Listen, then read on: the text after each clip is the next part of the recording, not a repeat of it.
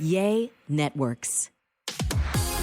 I'm Molly Kimball. Welcome to Fueled, a wellness and nutrition podcast. I'm a registered dietitian and nutrition journalist with a passion to help people live their strongest, healthiest life possible. In my weekly TV segments and columns, there's a limited amount of time and space to cover everything, but there's so much more to share. This podcast is my opportunity to dive deeper into the topics you want to know about. I am recording this podcast episode on a handheld recorder, so it might sound a little different to you. I'm in a hotel room, evacuated from New Orleans after Ida hit our state as a Category 4 hurricane.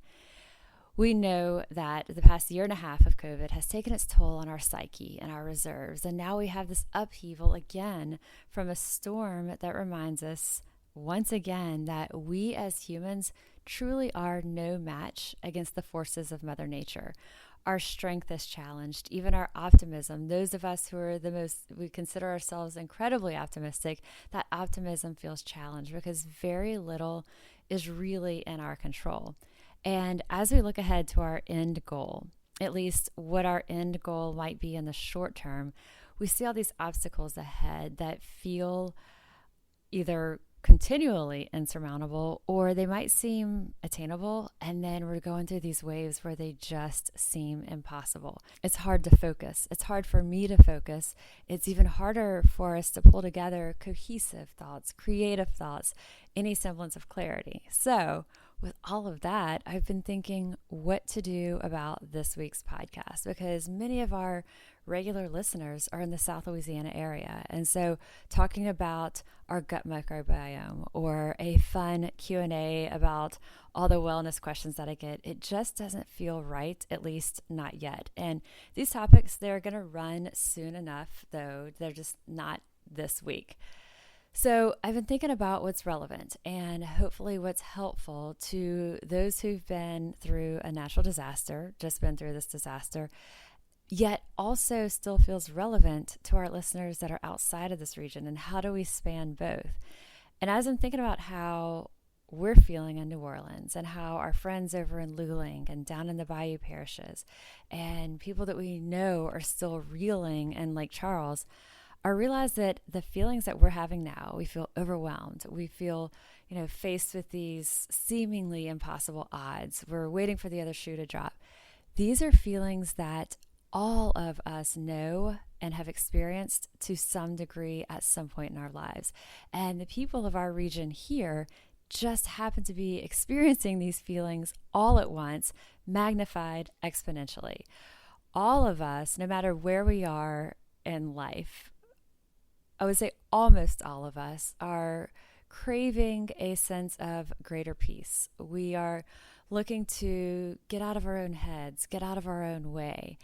So we all know what these feelings feel like, whether it's a result of dealing with a natural crisis, like the devastation of a hurricane or wildfires or earthquakes or other non-nature related significant life-altering moments in our lives. It could be crisis around our relationships, our families, our careers, our health.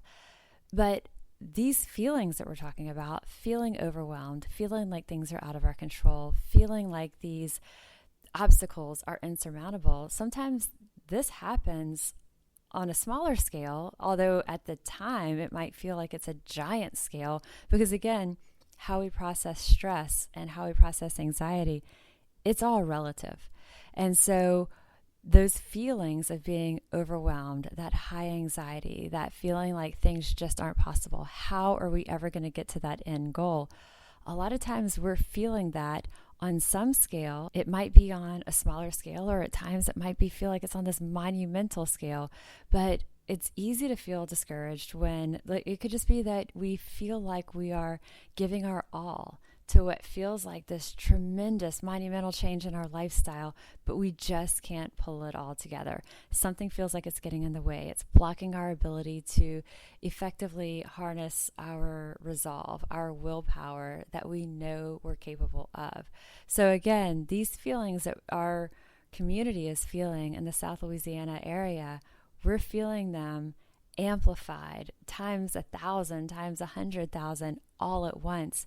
But I think everyone can relate to this on some scale, maybe not all of these feelings every single day, but at least all of these feelings at some point, and many of us on somewhat of a regular basis. And the reality is that none of us know really what lies ahead, and we truly have no idea what tomorrow brings. So all we can do right now is to give it our all to make the world around us a better place, and along the way to also hopefully support our own growth, our own physical, mental, and spiritual wellness.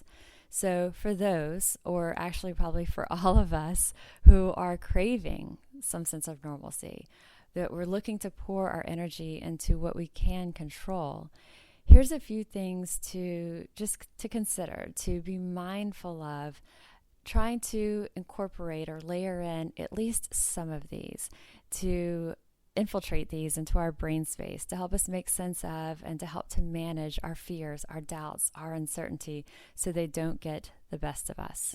The first thing that comes to mind for me is actively expressing our gratitude. We see it now. We see in the aftermath of crisis, there's all these glimmers of hope all around us. There's countless acts of kindness, both small and large. There's angels all around us offering support in whatever way they possibly can. Take the time to let these people know that you appreciate what they're doing. It might be the kind words that they're giving. It might be the humor that they're infiltrating into that moment. It might be a generous gift. It could be a donation. It could be taking something off your plate or just offering that hand. Whatever it is, take the time to let them know that you see it, you feel it, and that you appreciate them. On the same note, we want to be sure to, and this seems like it goes without saying, but we just don't do it. Be sure that the important people in your life know now more than ever that you love them. Because here's the thing, so many times we think that these people, those people that are the most important people in their life, we think that of course they must know this, but we don't fully express it. We don't say it. We don't make sure, we don't make sure that there's absolutely no doubt that they know that we love them. So don't hold back on it. It's something that we can do right now in the moment. There's no need to wait. So actively expressing that gratitude, whether it's to strangers, whether it's to neighbors, whoever it is that you're experiencing, and you may not be the recipient, you may just observe it, but actively expressing that gratitude and making sure that we are openly expressing to the people that we love them. We can start this today. The next thing I look at is, this is hard, but accepting our current circumstances and even embracing them if possible.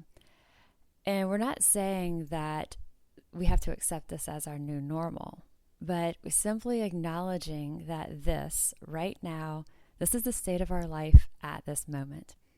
Forgetting about what others consider normal and realizing that crisis-related anxiety is completely normal. We all experience it to some degree.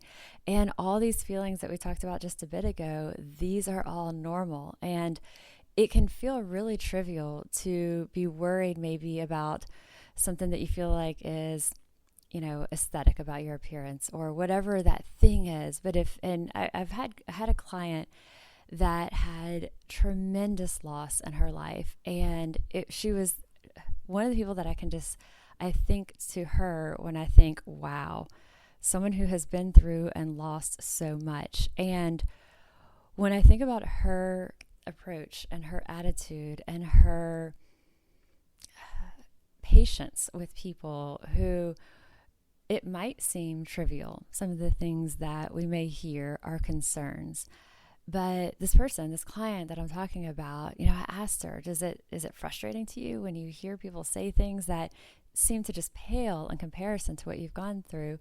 And she just looked at me with like all the purity possible and said, no, not at all. She says, I understand that it's all relative.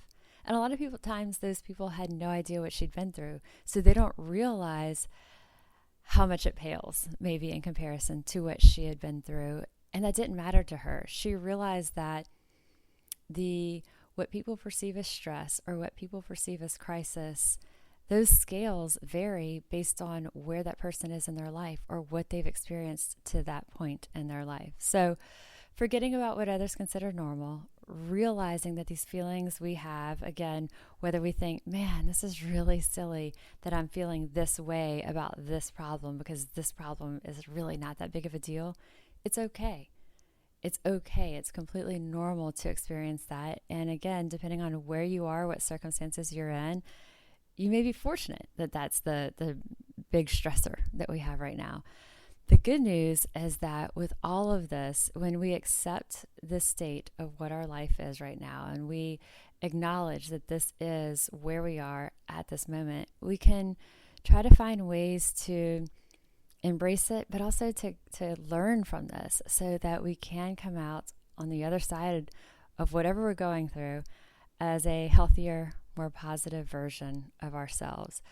But the first step is accepting and embracing what we're going through versus pushing against it, pushing against that reality, because pushing against what is our reality is simply a recipe for frustration and feelings of defeat. Doesn't mean that we have to like it or that this is going to forever be our new normal. It just means that we're acknowledging that this is it right now.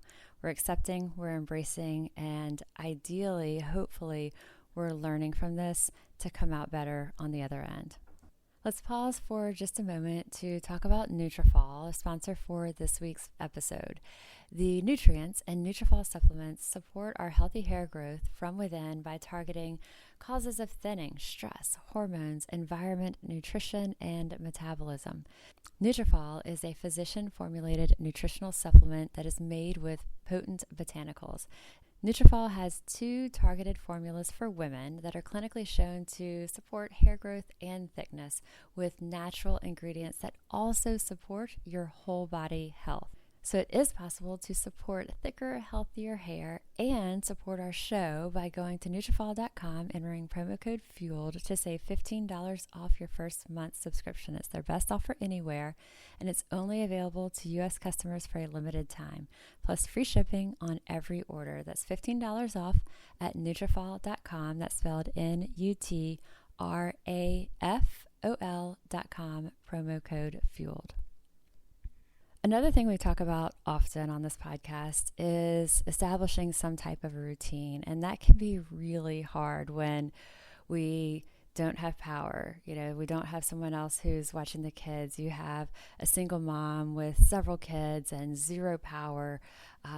Water's an issue. Any type of connectivity with the outside world is an issue. It is living for the moment, living and just survival right then. And in that case, there is no plan. It isn't possible to plan what that day is going to look like. Certainly not what the week is going to look like. It is an hour to hour, minute to minute, reacting to what is happening in front of that person, of that family. When we do have some level of control over how we spend our time, however, getting at least some sense of routine in there can help to give us that sense that we do have control over some aspect of our life. It makes it feel like things are much less just random, much less that things are happening to us, and that we do have a little bit of control over what our fate is. And also, adding that little bit of a routine into our day, it helps us to clear out the clutter if we make a point of this, but also especially to allow us to make room for what really matters. We know that routine helps, having a routine in place, it helps our emotional health. It can help us to strengthen and not only form and establish, but also strengthen healthy habits. It helps us reduce stress when we have at least some, no matter how small it is, some level of knowing what to expect on a day-to-day, having some type of a plan, however loose that plan may need to be, however flexible it might need to be, but having something in place can help us reduce those stress levels, strengthen these healthy habits. It helps us deal with, it helps us cope with this changing world around us. So it can feel completely impossible, but see where you can carve out, even if it's just 5 minutes. 5 minutes that includes self-care. It could be stepping outside or going into a space where you don't have media, social media, other people. You are simply by yourself with your thoughts. If you have the opportunity that you can get movement in, going for a walk, whatever it might be, people have even told me that they're just getting in the car and driving around for a few minutes by themselves because then they have air conditioning and they can be alone. So as challenging as it might feel, as impossible as it might feel, carving out even just a few moments throughout the day for that self-care.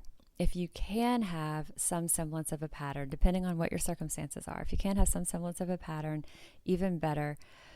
Also looking to aim for each day to include some element of forward movement towards at least one of your goals, whether that goal is large or small. And this is something that I would say earlier when we said, okay, this might be dealing with a natural disaster like Hurricane Ida. It could also be when you feel like whatever your goal is, whatever you're trying to improve or change, or that lifestyle thing that you're working on, and it seems just bigger than you and you just can't get on top of it, like you're underneath it. Adding in that structure to your day, getting some semblance of a routine in there, factoring in even, depending on where you are in physically, where you are in your point of life, it might be factoring in a few minutes for that self-care, or it might be a longer chunk of time that you can allocate for self-care. But also make sure that every single day there's some step that you've taken that was within your control that got you at least a tiny step forward towards that one goal, at least one goal, large or small, because even as small as these steps are going to seem along the way, progress is progress. Setting boundaries is going to be another big one. And we talk about it all the time. We say it, people all the time say, I need to do a better job at setting boundaries, but we got to do it. And the first thing I would say is set boundaries on that exposure to news and social media. We're saying it, but are we doing it? We want to stay informed, of course, but make sure that you're taking time away to separate, to listen to and recharge your thoughts, your energy, your focus. So as much as you can, that sense of routine and helping to give kind of those mental refreshers throughout the day will be ideal. Again, it could be a few moments by yourself. It could be incorporating some type of movement. It might be reaching out to that friend who's always positive and calm and emotionally steady. Making sure, though, you're also checking in on how they're doing. We're not just reaching out to them when we need their support for us. They may need our support, which giving that support can also help us feel better in the place that we are. And then finally, I would say look for the humor and look for the positivity whenever possible. And I'm not saying to make light of your situation. That's not at all what I mean by this. But seeking out those flashes of happiness, the flashes of positivity, and yes, even humor, even in those darkest moments of our life, they can rejuvenate our spirit and they can help to remind us almost always that these negative feelings, these negative emotions are going to pass. And no matter what situation we're in, things can feel devastating. But if we step back and we look at it and we try to look at it almost objectively, like we're watching ourselves go through this, a lot of times it might be sheer disbelief, but that also translates to humor. Whatever it is, finding that happiness, those positive moments, those little elements of humor can absolutely help to recharge us, to energize us, and really continue to give us our drive. We're going to have to actively look for these. We have to actively seek out these moments, but I promise that they're there. And we can start by doing these things that we talked about, tuning in to those, even the smallest acts of compassion, expressing our gratitude for what we see or experience in compassion, expressing our love for those around us, stepping away from the news, from social media, so that we're not consuming that, but we're instead intentionally filling our energy and our spirits with that positivity, that compassion, that grace. So all of this is really just a small sliver of what we can do, what many of us do have in our power to do, many of us don't. And I understand that. And again, everyone's at different places, at different spaces, again, both physically, emotionally, of what we can and can't do. But hopefully this can kind of serve as that gentle reminder that we are truly caring for ourselves and our community around us. So as much as we can, we want to continue to surround ourselves with positive messaging. I can't say it enough. We're going to be products of what we fill our space, our energy, our minds with. So continue to surround ourselves with positive messaging. Follow people on social media who are sharing stories of inspiration, stories of positivity, stories of humor. We're seeing these coming out too. Tuning into these simple things, not only just these things that are going to happen around us, but really tuning in and embracing these simplest things that can have a huge impact on our happiness. They're all around us. Like we said, you just have to look for them. We have to slow down enough to be receptive to it, to see these. And once we start to thread together more and more and more of these really small moments, these little glimmers of hope, these glimmers of positivity, the more that we start to see them, grab onto them, hold them, and then thread them together, we start to weave together a completely different attitude and outlook when we are really looking for these elements that are uplifting.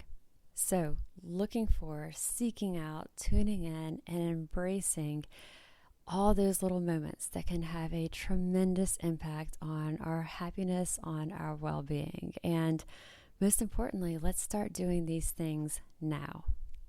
I do want to mention that Ochsner Health has a really great initiative. Ochsner is offering no-cost therapy sessions. You can use the code IDAtherapy at ochsner.org/anywhere.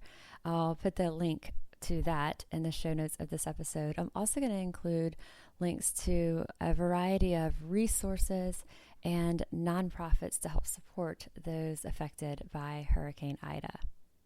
And thank you for tuning in to this week's episode and sticking with me as I'm thinking through and sharing through my thoughts, getting my focus together to pull this together for y'all. I hope that you find this helpful, inspiring. I hope that there's something in here that elicits some level of positive step that maybe you weren't doing for yourself already.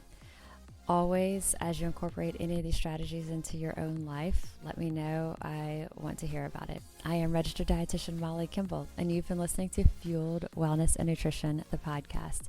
If you would like more Fueled Wellness and Nutrition, please head over to mollykimball.com, and you can follow me, Molly Kimball RD, on Instagram, Facebook, and Twitter. And if you haven't yet, please go to Apple Podcasts and subscribe, rate, and review this podcast. And join us next week for another dose of Fueled Wellness and Nutrition. Thanks for listening, and stay focused on living your strongest, healthiest life.